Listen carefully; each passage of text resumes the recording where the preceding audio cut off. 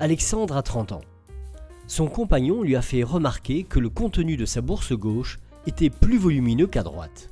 Depuis ces constatations, cela l'embarrasse car en effet, cette asymétrie ne lui paraît pas esthétique.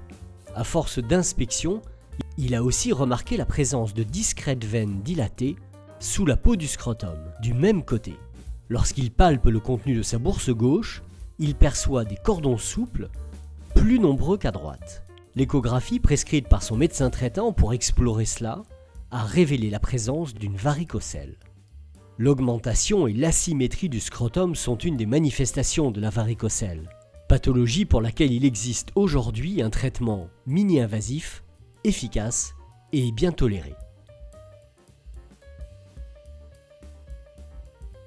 La varicocèle correspond à la dilatation de la portion distale de la veine spermatique qu'on appelle plexus pampiniforme ou les veines du cordon spermatique. Elle est secondaire à la dilatation sur toute sa hauteur de la veine spermatique, c'est-à-dire la veine du testicule, liée à une insuffisance de ses clapets qu'on appelle les valvules.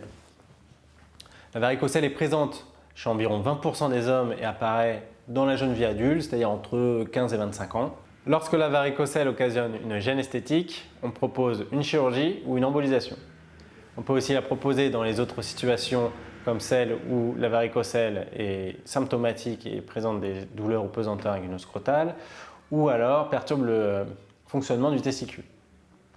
L'embolisation est un traitement mini-invasif de la varicocèle, pratiqué sous anesthésie locale et lors d'un séjour ambulatoire.